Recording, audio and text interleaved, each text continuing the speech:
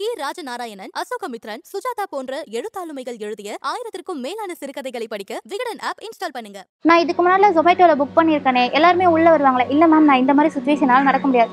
அப்புறம் எதுக்கு நீங்களா இந்த வேலைக்கு வரீங்க? ஜொமேட்டோல எதுக்கு உங்களெல்லாம் சேர்க்குறாங்க? ரெஸ்ட் ரூம் ப்ராப்ளம் கண்டிப்பாக இருக்கும். பட் நார்மல் பர்சன் வந்து ஒரு ஹோட்டலோ ரெஸ்டாரண்ட்டோ பெட்ரோல் பங்கோ அந்த மாதிரி யூஸ் பண்ண முடியும். பட் எங்களை மாதிரி இருக்கவங்களுக்கு பெரிய காம்ப்ளிகேட்டட். நார்மல் பர்சன்னா கண்டிப்பாக ஜொமேட்டோ ஒர்க்கை பொறுத்தல் நான் இந்த ஒர்க்கில் இறங்கினதால நான் சொல்கிறேன், ஒரு நாளைக்கு 2K வரைக்கும் தாராளமாக சம்பாதிக்கலாம். எங்களுக்கு மரியாதை கொடுங்க அப்படின்லாம் கேட்கல. நாங்களும் மனுஷங்க தான். எங்களால் நடக்க முடியல அப்படின்றதுக்காக மட்டும்தான் எங்களோட டிசபிலிட்டியை வச்சு நீங்கள் கொடுக்குற அந்த இதெல்லாம் வாங்குறதுக்கு வந்திருக்கோம். கவர்மெண்ட் அதிகாரிங்க எதுக்கு அவ்வளோ ஹார்டாக நடந்துக்கிறீங்க? மனுஷங்களாம் மதிங்க. டிராஃபிக் ஜாம் ஆனால் கூட வண்டியிலேருந்து சில பேர் இறங்கி வந்து நீங்கள் போங்கன்னு எனக்கு அந்த பீரியாரிட்டி கொடுக்கறது நிஜமாலே பெரிய விஷயம். அது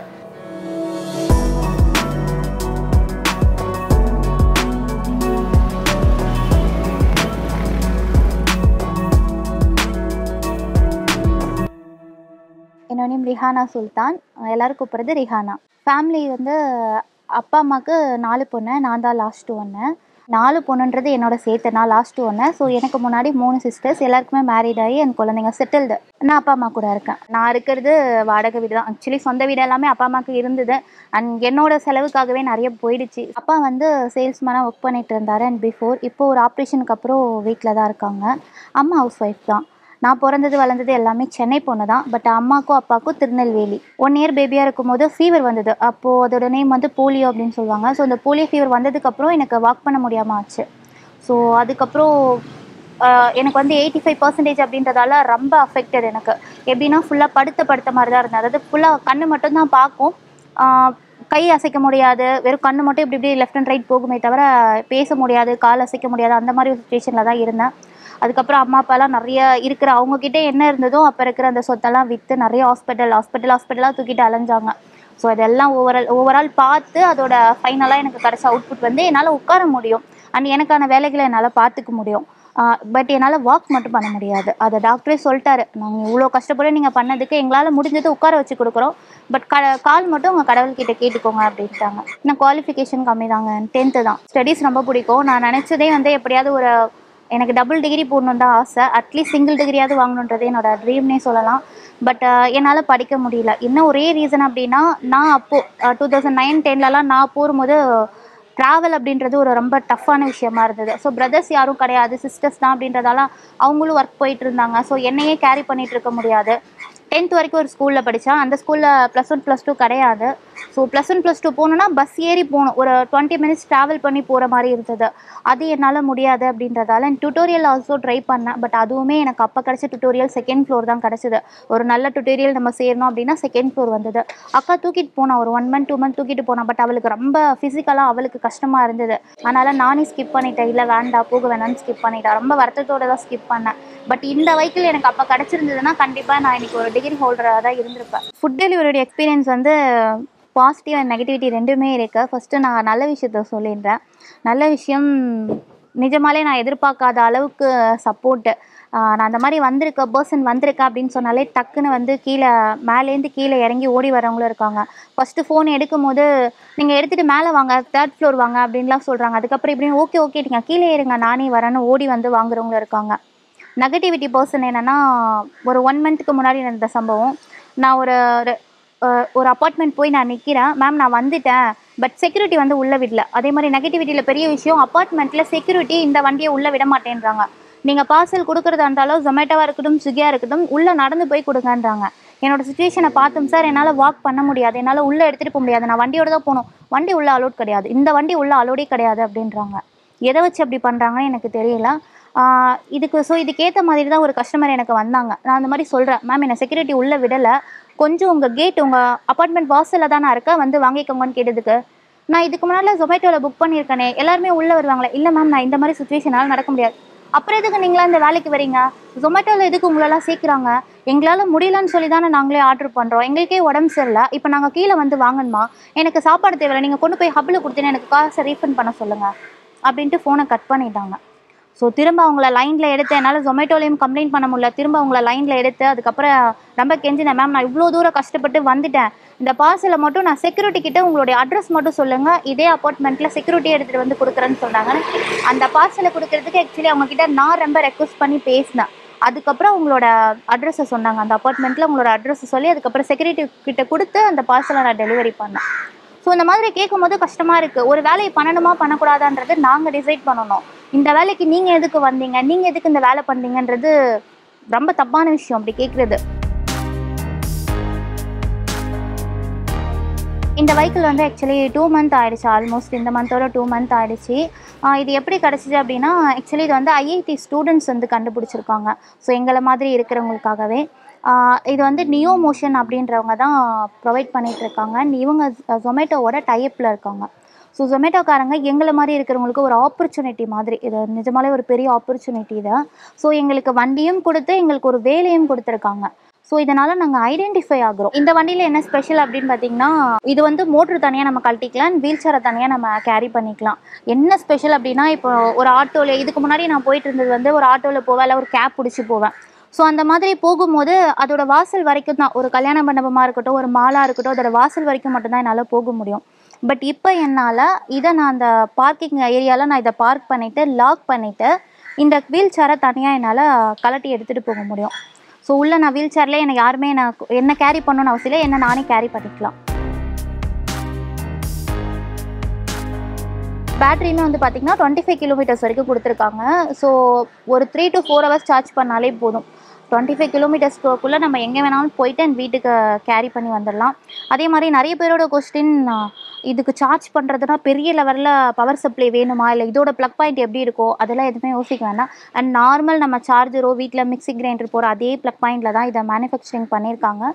ஸோ கரண்ட் சப்ளையுமே வந்து நார்மலாக ஒரு மிக்ஸி நம்ம எடுத்தோ இல்லை ஒரு ரேடியோ கேட்குறோன்னா என்ன சார்ஜஸோ அதே தான். எனக்கு இந்த வண்டியை பொறுத்தளவு நார்மல் பைக் மாதிரி சின்ன சின்ன பள்ளத்துலலாம் இது டக்குன்னு போய்டும்னு சொல்ல முடியாது.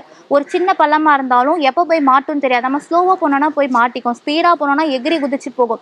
ஸோ நம்ம ஒரு கண்ட்ரோலோட தான் போகணும். அப்படி போகும்போது பள்ளத்தில் இது மாட்டும் போது அந்த டைம் பின்னாடியிலேருந்து இந்த பக்கத்தில் 2 வண்டி வரும், சைட்லேருந்து வண்டி வரும். அந்த ஆன் ஸ்பாட்டில் நான் யாரையும் கூப்பிட்றதுக்கு முன்னாடியே பின்னாடியிலேருந்து எனக்கு சில கைகள் வந்து என்னை தள்ளி விடுறாங்க. தள்ளி விட்டு லாஸ்ட் வரைக்கும் நீங்கள் போங்க, பார்த்து போங்கன்னு அது பெரிய லெவல் சப்போர்ட் சொல்லணும். அதே மாதிரி ரோட்டில் போயிட்டு இருக்கும்போதும் சில ஹப் ரெஸ்டாரண்ட்டில் போய் கால் பண்ணால் ரெஸ்டாரண்ட்டில் பிக் பண்ண மாட்டாங்க. ஏன்னா அது சைனீஸ் ரெஸ்டாரண்ட்டாக இருக்கும். அந்த மாதிரி இருக்கும்போது பிக் பண்ண மாட்டாங்க. ஸோ அப்போது எனக்கு ஸ்விக்கியில் ஒர்க் பண்ணுறவங்களா இருக்கட்டும், ஜொமேட்டோவில் ஒர்க் பண்ணுறாங்க, இல்லை அந்த இடத்துல நடந்து போயிட்டுருக்கோங்க, அண்ணா ஒரு நிமிஷம் அப்படின்னு கூப்பிட்டா உடனே வந்து அவங்கக்கிட்ட ஐடி நம்பரை சொன்னதுக்கப்புறம் அவங்க மேலே போய் எனக்கு அந்த பார்சல் வாங்கி கொடுக்குறாங்க. இந்த அளவுக்கு மக்களோட லவ் இருக்குன்னு நான் எதிர்பார்க்கல. ஒரு இடத்துல நான் போகும்போது டிராஃபிக் ஜாம் ஆனால் கூட வண்டியிலேருந்து சில பேர் இறங்கி வந்து நீங்கள் போங்கன்னு எனக்கு அந்த பீரியாரிட்டி கொடுக்குறது நிஜமாலே பெரிய விஷயம். அது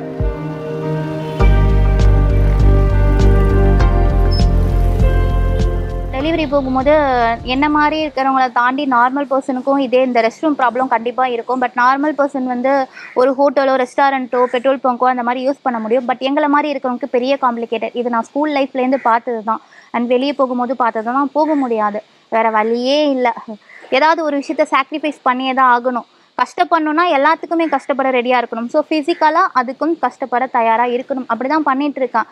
எனக்கும் அந்த ரெஸ்ட் ரூம் பிரச்சனைலாம் வந்திருக்கு, வரவே இல்லை அப்படின்னு போய்லாம் சொல்ல மாட்டேன்.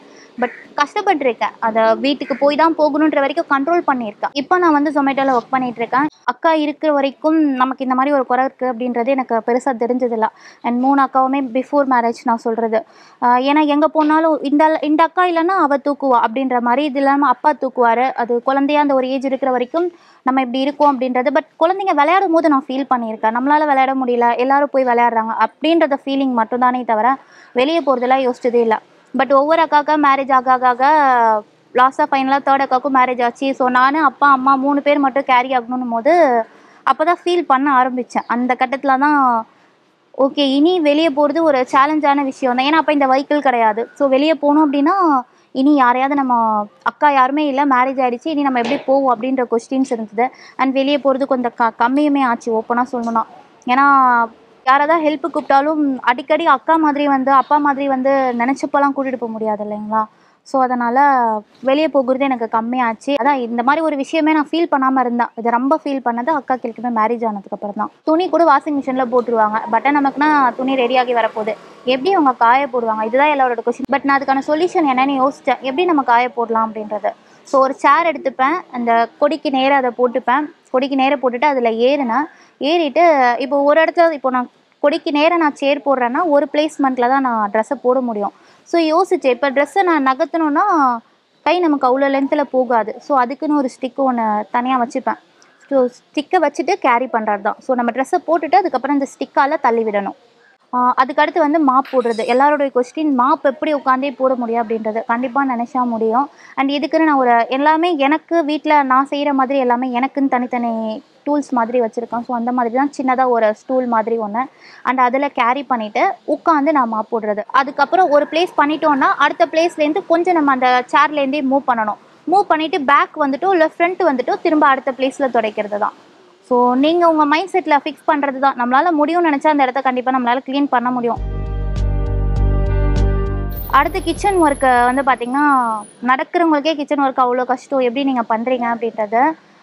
இதையுமே எனக்கு ஏற்ற மாதிரி மாற்றி வச்சுருப்பேன். இப்போ நான் காட்டின மசாலா ஐட்டம்ஸ் வைக்கிறதா இருக்கட்டும், செல்ஃபில் சில பொருட்கள், அதாவது அரிசி மாவு அந்த மாதிரி வெயிட்டான ஐட்டம்ஸ் எனக்கு கைக்கு எட்டுற மாதிரி ஒரு லெவல் ஹைட்டில் தான் வச்சுருப்பேன். அண்டு கொஞ்சம் லைட் வெயிட்டாக இருக்கிற பொருள் எல்லாமே செல்ஃபில் மேலே வச்சுருப்பேன். ஸோ நம்ம எடுக்கிறதுக்கு என்னோட இதுக்கு ஏற்ற மாதிரி எடுக்கிறதுக்கு அண்ட் வைக்கிறதுக்கு சூட்டபிள் ஆகிற மாதிரி பண்ணியிருப்பேன். அதுக்கப்புறம் ஏறி சமைக்கும் போது வதக்கும் போதெல்லாம் வந்து, ஏன்னா நம்ம 24 ஹவர்ஸோ இல்லை 2 ஹவர்ஸ் சமைக்கிற டைம்லேயே வந்து நம்ம நின்றுட்டே எதுவுமே பண்ண போகிறதில்ல. வதக்கிறதுக்கு மட்டும் ஜஸ்ட் அந்த சேரில் ஏறி நம்ம குக் பண்ணுறது மட்டும்தான். அதுக்கப்புறம் நம்ம கீழே உட்காந்துக்கலாம். அந்த பாயிலிங் ஆகிறதா இருக்கட்டும் இல்லை வதக்கிறதா இருக்கட்டும், எல்லாமே ஆட்டோமேட்டிக்காக அதுவே தான் ஆக போகுது. எங்கள் வீட்லேயே சில விஷயங்கள் பயந்துருக்காங்க. ஃபஸ்ட்டு நான் வீட்டு ஒர்க் எடுத்து ஒரு சேரை போட்டு ஏறி மேலே இருக்கிற செல்ஃப் க்ளீன் பண்ணுறதா இருக்கட்டும், அந்த மாப் போடுறதா இருக்கட்டும், நிறையவேட்டு. இன்னொன்று என்னென்னா, இது எல்லாமே நான் டக்குன்னு எடுத்த உடனே சக்ஸஸ்ஃபுல்லாக எனக்கு அமையல. எல்லாத்துலேயுமே கீழே விழுந்து அடி வாங்கியிருக்கேன். கிச்சன் ஒர்க்காக இருக்கட்டும், சேரை ஃப்ரண்ட்டில் எடுத்துகிட்டு நான் ரிவேஸில் எடுக்கும்போது ஒரு வாட்டி ஃபர்ஸ்ட் டைம் நான் விழுந்து அது பெரிய அடி. 1 வீக்குக்கு என்னால் நகரவே முடியாத அளவுக்கு இருந்தது. பட் இருந்தாலும் திரும்பவும் அதே சேரில் ஏறி உட்காந்து இப்போ வரைக்கும் நான் கீழே விழாமல் திரும்ப பார்த்துக்கிறேன். ஏன்னா ஒன்ஸ் அடி வாங்கினா தான் எதனால் நம்ம அடி வாங்குகிறோம் அப்படின்றது தெரியும். ஸோ அதை நடக்காமல் பார்த்துக்கிட்டேன். ஸோ எல்லாமே கஷ்டம் தாங்க, நான் எதுவுமே ஈஸி கிடையாது. ஆக்சுவலி என்னென்னா, என்னை இது வரைக்கும் கேலி கிண்டல் பண்ணதை விட ஓப்பனாக ஒன்று சொல்லணும் அப்படின்னா, எதுக்கு இவங்களாம் வெளியே வராங்க அப்படின்ற மாதிரி கேள்விப்பட்டிருக்கேன். என் காது படவே கேட்டிருக்காங்க. அண்டு கொஞ்சம் தனியாக என்னை வந்து ஒதுக்குறது அதுவுமே பார்த்துருக்கேன். ஒரு விஷயம் வந்து என்னால் நான் முடியலைன்னு ஃபஸ்ட்டு நினைக்கணும். பட் அவங்களே ஃபிக்ஸ் பண்ணிடுவாங்க, இல்லை உன்னால் இது முடியாது அப்படின்ற மாதிரி. அது மட்டும் எனக்கு வலிக்கும். ஏன்னா ஒரு விஷயம் நான் தான் ஃபிக்ஸ் பண்ணணும் என்னால் முடியாதுன்னு. பட் ஏன் அவங்க முடியாதுன்னு ஃபிக்ஸ் பண்ணுறாங்க அப்படின்னா, நான் இப்படி இருக்கிறதால ஃபிக்ஸ் பண்ணுறாங்க. டிசபிலிட்டியை வச்சு அவங்க ஃபிக்ஸ் பண்ணுறாங்க.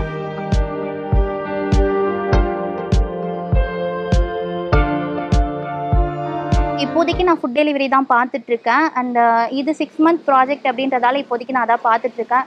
இது முடிச்சுட்டு வேறு ஒரு ஒர்க், அதாவது மார்னிங் போனேன்னா ஈவினிங் வர மாதிரி ஒரு ஆஃபீஸ் ஒர்க் தான் நான் தேடிட்டு இருக்கிறது. ஸோ கண்டிப்பாக நான் அதில் ஜாயின் பண்ணுவேன். ஏன்னா ஒரு இடத்துல இருக்கக்கூடாதுல்ல, அடுத்தடுத்த இடத்துக்கு போகணும் அப்படின்றது தான் நான் நினச்சி நிறைவேறாத ஆசை நிறைய இருக்குது. நிறைய சொல்லலாம். என்னோடய ஸ்டடீஸ் தான். நான் எப்போ கேட்டாலுமே ஸ்டடீஸ் தான். ஏன்னா எனக்கு ஸ்டடீஸ் அவ்வளோ பிடிக்கும். எனக்கு என்னென்னா, என்னை விட கம்மியான மார்க் எடுத்து ஆவரேஜ் மார்க் எடுத்த பசங்களே கையில் டிகிரி இருக்கும்போது நல்ல மார்க் எடுத்து ஏன் என்னால் படிக்க முடியல? நிறைய இடத்துல இப்போ இந்த வீடியோ உட்பட வந்து நீங்கள் என்ன படிச்சிருக்கீங்கன்னு சொல்லும்போது எனக்கு அது உள்ள வலிக்குது. குவாலிஃபிகேஷன் கம்மி தாங்க, 10th தாங்க அப்படின்னு சொல்லும்போது எனக்கு அது கஷ்டமாக இருக்குது. நானும் இன்னைக்கு அட்லீஸ்ட் ஒரு டிகிரி படிச்சிருந்தா நான் இந்த டிகிரிங்க அப்படின்னு சொல்லலாம் இல்லைங்களா?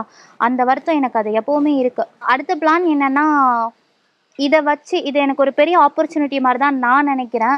ஏன்னா இது வரைக்கும் போக முடியாத இடத்துக்கு எல்லாமே என்னால் செல்ஃபாக போக முடியுது. என்னோட ஒரே மைனஸாக இருந்தது எப்படி வெளியே போகிறது, நம்மளாம் மட்டும் யாரையுமே எதிர்பார்க்காம செல்ஃபாக எப்படி வெளியே போகிறதுன்றது ஒரு பெரிய கொஸ்டின் மார்க்காக இருந்தது. அண்ட் இந்த வெஹிக்கிள் கிடச்சதுக்கப்புறம் இப்போ நான் செல்ஃபாக போயிட்டுருக்கேன். ஜொமேட்டோவில் ஒர்க் வந்து, அதாவது இப்போது நார்மல் பர்சன்னா கண்டிப்பாக ஜொமேட்டோ ஒர்க்கை பொறுத்த, நான் இந்த ஒர்க்கில் இறங்கினதால நான் சொல்கிறேன், ஒரு நாளைக்கு 2K வரைக்கும் தாராளமாக சம்பாதிக்கலாம். அண்ட் 2Kல வந்து பெட்ரோல் ஒரு 600 தான் போகும் அதில். ஸோ 1400 கண்டிப்பாக வந்து ஏர்ன் பண்ணலாம். பட் ஹார்ட் ஒர்க் போடணும், ரொம்ப கஷ்டப்படணும். இது வந்து நார்மல் பர்சனுக்கு.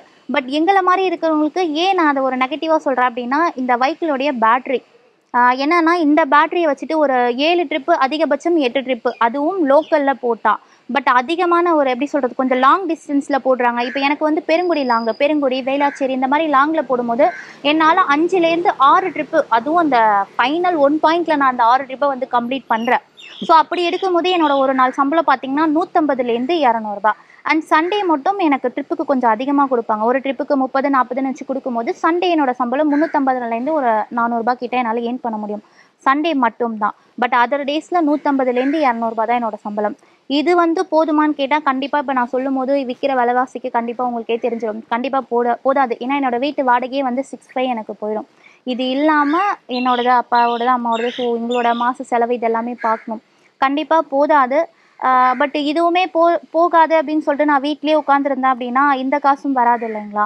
ஸோ வர்றதுக்கு வரட்டும், வேறு ஏதாவது பண்ணலாம் அப்படின்னு இருக்கேன் 6 மந்த் முடிஞ்சதுக்கப்புறம்.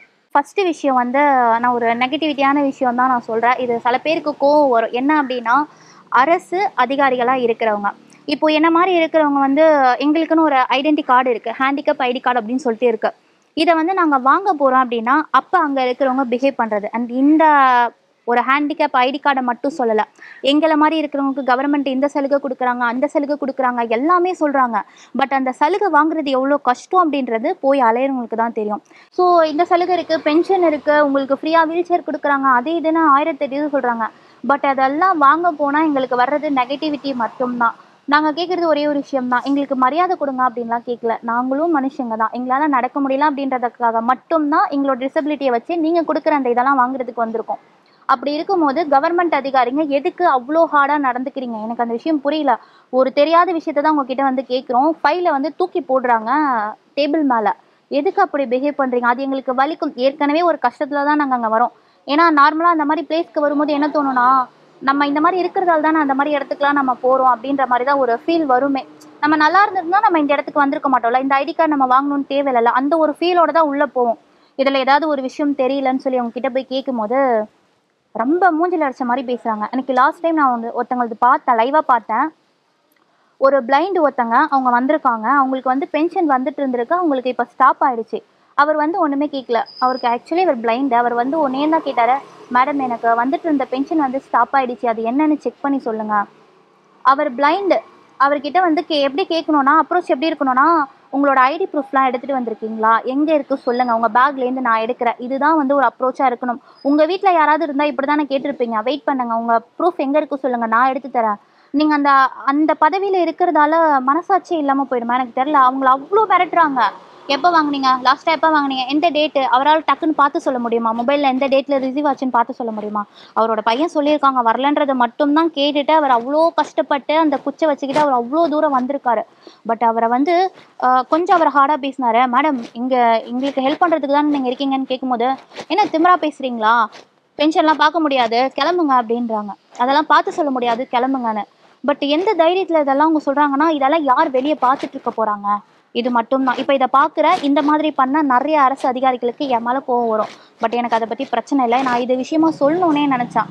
அண்ட் கவர்மெண்ட் இதை பார்த்தாலும் நாங்கள் கேட்குறது ஒன்று மட்டும்தான், எங்களை மாதிரி இருக்கிறவங்க கிட்ட நான் திரும்பவும் சொல்கிறேன், எனக்கு பெரிய லெவலில் வாங்க மேடம் வந்து உட்காருங்க, அந்த ரெஸ்பான்சிபிலிட்டி கேட்கல. மனுஷங்களாம் மதிங்க, அவ்வளோதான் சொல்கிறது. என்ன நடக்க முடியல, இல்லை பிளைண்டாக இருக்கோ, இல்லை காது கேட்கல அப்படின்னா நாங்கள் அவ்வளோ சீப்பாக போயிட்டோமா? எனக்கு அதுதான் புரியல. அடுத்த நிமிஷம் உங்களுக்கும் அதே நிலமை வரலாம், யாருக்கு எப்படி ஆகும்னு தெரியாது. ஸோ ப்ளீஸ் கொஞ்சமாவது மனசாட்சியோடு நடந்துக்கோங்க. இப்போ வரைக்கும் எனக்கு இருக்கிற ஏக்கம் என்ன அப்படின்னா, என்னால் படிக்க முடியல. அதே மாதிரி சின்ன வயசுலேருந்தே சில தாட்ஸ் இருந்திருக்கு. என்னோடய ஃப்ரெண்ட்ஸ் எல்லாமே ஃப்ரெண்டு வீட்டுக்கு போகிறதா இருக்கட்டும், நான் நினச்சா வெளியே போங்க, நான் இன்றைக்கி இங்கே போனேன் அப்படின்றதா இருக்கட்டும், என்னால் மட்டும் ஏன் பண்ண முடியல? அந்த ஒரு விஷயத்துக்கான பெரிய சொல்யூஷன் தான் இந்த வெஹிக்கிள். பட் இந்த வெஹிக்கிளும் வந்து இப்படி ஜொமேட்டோ மூலியமாக தான் எங்களுக்கு கொடுத்துருக்காங்க. பட் என்னோட ஒரு பெரிய இது என்ன அப்படின்னா, சிஎம் கிட்ட சொல்கிறது, அந்த ஸ்டாலின் அவர்கள் பார்த்தீங்க அப்படின்னா, ஸோ உங்ககிட்ட சொல்கிறது என்னென்னா, என்ன மாதிரி இருக்கிற அந்த ஒரு ஏஜ், அதாவது இவங்களால் வண்டி செல்ஃபாக ஓட்ட முடியும்ன்ற ஒரு ஏஜ் இருக்கிற குழந்தைங்களுக்கு ஸ்கூலில் இந்த மாதிரி டிசபிலிட்டி, நடக்க முடியல அப்படின்ற டிசபிலிட்டி இருக்கிற குழந்தைங்களுக்கு இது அரசாங்கம் ஃப்ரீயாக கொடுக்கணும்னு கேட்குறேன். ஏன் அப்படின்னா, இது கொடுத்தாங்கன்னா கண்டிப்பாக அவங்களால அடுத்தடுத்த லெவலில் போய் படிக்க முடியும். ஸ்கூலாக இருக்கட்டும், காலேஜாக இருக்கட்டும், ஒரு ஆஃபீஸாக இருக்கட்டும், எல்லாமே அவங்களால செல்ஃபாக பார்த்துக்க முடியும். யாராவது தூக்கிட்டு தான் போகணும். நான் நிறைய ஃபேஸ்புக்கில் வீடியோஸ்லாம் பார்க்குறேன், அம்மா இத்தனை மைல் தூரம் தூக்கிட்டு போனாங்க. இந்த மாதிரி ஒரு வெஹிக்கிளை கொடுத்தா அவங்க ஏன் தூக்கிட்டு போகணும்? அதுதான் என்னுடைய கொஸ்டின். ஸோ யாருமே இனி எனக்கு வரப்போகிறவங்க, எனக்கு அடுத்து வரப்போகிற குழந்தைங்க யாருமே இல்லைங்க, எங்கள் அப்பா தூக்கிட்டு போக முடியல, அண்ணா கிடையாது, அப்பா கிடையாது, அக்காவால் தூக்க முடியல, அதனால் என்னால் படிக்க முடியலன்ற ஒரு சுச்சுவேஷனை அந்த கதையே சொல்லக்கூடாது. இதை வச்சு எவ்வளோ தூரம் சாதிக்க முடியுமோ அவ்வளோ தூரம் சாதிக்கலாம். ஸோ கவர்மெண்ட் இதை படிக்கிற குழந்தைங்களுக்கு கண்டிப்பாக இதை நான் ஃப்ரீயாக கொடுக்கணும்னு கேட்டுக்கிறேன். ரொம்ப பெரிய அது உதவியாக இருக்கும். இது எனக்காக கேட்கல, மற்ற குழந்தைங்களுக்காக நான் கேட்குறேன். அடுத்து ஒரு விஷயம் என்ன அப்படின்னா, கொஞ்சம் எங்களை பற்றி யோசிங்க. அது என்ன அப்படின்னா, பஸ்ஸு விடுறாங்க, ட்ரெயின் விடுறாங்க, நிறைய செலவு பண்ணி என்னென்னமோ கெட்டுறாங்க. பட் இது எல்லாத்தையும் தாண்டி எங்களை மாதிரி இருக்கிறவங்களுக்கு இப்போது பஸ்ஸில் போகணும் அப்படின்னா ஸ்டெப்ஸ் தான் வச்சுருக்கீங்க. அண்ட் கேர்ள்ஸுக்கு தனியாக பஸ் விட்டுருக்கீங்க பிங்க் கலர். பட் ஹேண்டிகேப்புக்குன்னு தனியாக பஸ் கிடையாது. அதில் தான் ஹேண்டிகேப்பும் போகணும். பட் அது எப்படி அவங்க போவாங்க? நான் நிறைய பேரை கண்ணால் பார்க்குறேன், ஹேண்டில் வந்து கையில் செருப்பு போட்டுட்டு அந்த ஸ்டெப்பில் ஏறி போகிறாங்க. அதை பார்க்கும்போது மற்றவங்களுக்கு எப்படி தோணுதோ தெரில, எனக்கு அதோட ஃபீலிங் வந்து ரொம்ப கஷ்டமாக இருக்குது. பட் இதே அவங்களுக்கு ஒரு ஸ்லோப் மாதிரி அந்த பஸ்ஸில் வச்சுருக்காங்க, இல்லை அந்த படிக்கட்டு ரொம்ப தாழ்வாக இருந்தது, ஏன்னா இப்போ ஃபாரின்லலாம் அப்படி தான் இருக்குது. அந்த மாதிரி இருந்ததுன்னா அவங்க ஒரு வீல் சேர்லையோ இல்லை கீழே ஃப்ளோர்லேயே இருக்கும் போது அவங்க அந்த ஸ்டெப்ஸ் அப்படி ஏறணும்னு அவசியம் இல்லை. ஸோ அந்த ஒரு ஸ்பெஷல் கொண்டு வந்தாங்கன்னா இந்த வண்டி இல்லாதவங்களும் வயசானவங்களும் சரி பஸ்ஸில் எங்கே வேணாலும் போகலாம், எங்கே வேணாலும் வரலாம். யாரோட இதுவும் இல்லாமல் ஒரு வீல் சேரில் போயிட்டு வரலாம். இதுதான் நான் அரசாங்கத்துக்கிட்ட கேட்குறது. இல்லை, எனக்கு சின்னதுலேருந்தே இது என்ன மாதிரி இருக்கவங்க எல்லாரும் சொல்கிறதா இல்லைன்னா என்ன சில பேருக்கு இது இருக்கான்னு தெரில. எனக்கு சின்னதுலேருந்தே என்னை பரிதாபப்பட்டால் எனக்கு பிடிக்காது. என்னை என்கரேஜ்மெண்ட் பண்ணுங்கள், சப்போர்ட் பண்ணுங்கள், அண்ட் லவ் கொடுங்க. கண்டிப்பாக நான் அதை வாங்கிக்கிறேன். அண்ட் தயவு செஞ்சு பரிதாபம் மட்டும் படாதீங்க. அது எங்களை எப்போவுமே ஐயோ நம்ம இப்படி இருக்குமா அப்படின்றது வந்து இன்னும் ஒரு 10% இருக்குன்னா அது ரொம்ப பெரிய லெவலில் எங்களை காட்டுற மாதிரி இருக்கும். ஸோ எனக்கு பரிதாபம் எனக்கு பிடிக்காதுன்றது எனக்கு வேண்டும் வேண்டாம். லவ் சப்போர்ட் நிறைய கொடுங்க. அது எவ்வளோ கொடுத்தாலும் அன்லிமிட்டடாக வாங்கிக்கிறேன். ஸோ இதை வச்சுட்டு வெளியே போகலாம், வரலாம். இப்போ எப்படி சொல்கிறது, ஒரு இடத்துக்கு போகலாம் வரலாம் அப்படின்றத தாண்டி இதை இன்னும் எப்படிலாம் யூஸ் பண்ணலாம், இதை வச்சு எப்படி என்னோடய லைஃப்பை நான் அடுத்த லெவலுக்கு கொண்டு போகலான்றது ஒரு சின்ன பிளான் வச்சுருக்கேன். என்னை பொறுத்தவரை எப்போவுமே நான் இதை பண்ணுறேன் அதை பண்ண போகிறேன்னு சொல்கிறத விட நான் பண்ணிவிட்டு இதே மாதிரி இன்னொரு வீடியோ கொடுக்கணும்னு ஆசைப்பட்றேன். அதுக்கடுத்து வந்து எனக்கு நான் இந்த அளவுக்கு நான் எனக்கு இந்த வைக்கிள் மூலயமா நான் அவ்வளோ யூடியூப் வரைக்கும் வந்திருக்கேன் அப்படின்னா அதுவும் விகடனில் பெரிய பிளாட்ஃபார்ம். அந்த இப்போ வரைக்கும் என்னாலேயே நம்ப முடியல, நான் தான் பேட்டி கொடுத்துட்ருக்கேனா அப்படின்னு. ஸோ அதுக்கு எனக்கு ஒரு பெரிய சோர்ஸாக இருந்தது இந்த வைக்கிள். பட் இந்த வைக்கிள் கிடைக்கிறதுக்கு ஒரு பெரிய support Zomato and neo motion, Vijay sir, அப்புறம் சித்தார்த் சார், இவங்களுடைய கோஆர்டினேட் இல்லாமல் கண்டிப்பாக எனக்கு இது கிடச்சிருக்காது. பட் இந்த மாதிரி ஒன்று கொடுக்குறாங்க, நான் ஆல்ரெடி சொன்னதான். ஸோ இந்த மாதிரி கொடுக்குறாங்க, இதை நீங்களும் வந்து அப்ளை பண்ணுங்கள், ட்ரை பண்ணுங்கள் அப்படின்னது வந்து எங்கள் அக்காவோட ஃப்ரெண்டு கார்த்திகேயன் அப்படின்னு சொல்லிட்டு. ஸோ அவருக்கும் பெரிய thanks and thank you so much. அதே மாதிரி உங்கள் லெவல் திறந்து கொடுங்க. எவ்வளோ கரடுமுரடான பாதைகளை கடந்து வரும்போது ஒரு நல்ல பாதை வரும்போது ஒரு ஹாப்பினஸ் கிடைக்கும் இல்லைங்களா? அப்பா ஃபைனலி ஒரு நல்ல பாதை வரும்னு, அந்த ஒரு ஹாப்பினஸ் தான். நான் நிறைய கஷ்டங்கள் இந்த மாதிரி நீங்களாம் இதுக்கு ரோட்டில் வரீங்க அந்த மாதிரிலாம் சொல்லும் போது இந்த மாதிரி நீ போமா நான் பார்த்துக்கிறேன் அப்படின்லாம் அவங்க கொடுக்குற சப்போர்ட் வந்து நீங்களாம் என்ன பேசுகிறது, இவங்க இருக்காங்க பாருங்கள் அப்படின்ற மாதிரி ஒரு ஃபீல் கொடுக்கும். அது ஒரு வேறு level feel. So thank you so much உங்கள் எல்லாத்துக்கும். கி. ராஜநாராயணன், அசோகமித்ரன், சுஜாதா போன்ற எழுத்தாளுமைகள் எழுதிய 1000க்கும் மேலான சிறுகதைகளை படிக்க விகடன் ஆப் இன்ஸ்டால் பண்ணுங்க. லிங்க் கீழே டிஸ்கிரிப்ஷன்ல இருக்கு. உடனே டவுன்லோட் பண்ணுங்க.